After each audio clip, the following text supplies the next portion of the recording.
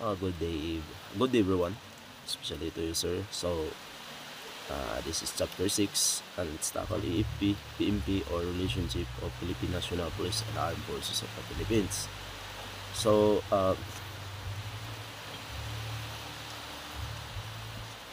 the Philippine National Police or PNP is the civilian national police force of the Philippines.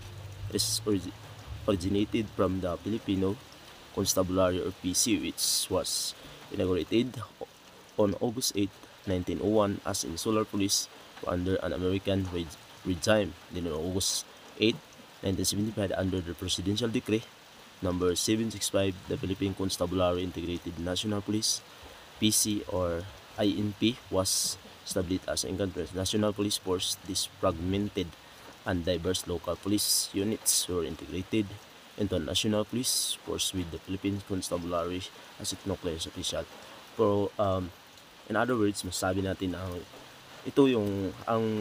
PNP ay isang kung ating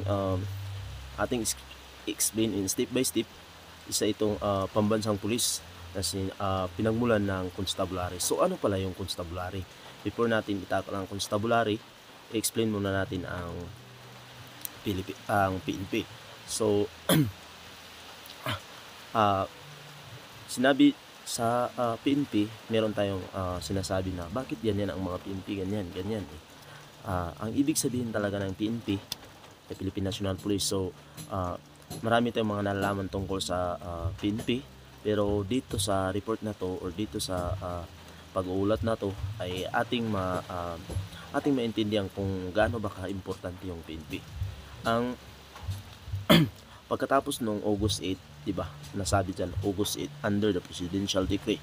So ang mga pira-piraso at magkakaibang lokal ng unit ng pulisya ay sinama sa pambansang puwersa ng pulisya ng Philippine Constabulary o bilang Nucleus Official Gazette. So itakal din natin ang Gazette, Official Gazette, 'di ba? Ang Philippine Constabulary, bakit ba nakasali yung Philippine Constabulary? Ang Philippine Constabulary ay isa itong ahensya. Anong ahensya pala? Siya itong ahensya ng kapulisan dito sa Pilipinas. Noong itinatag ito noong 1901. So bakit ba 1901? Kasi ito ay ang nagtatag dito or isa itong bahagi rin ng Amerikano, kasi ang mga Amerikano noon is sila ang nagtatag ng Philippine Constabulary. So pag sinabi nating Philippine Constabulary ay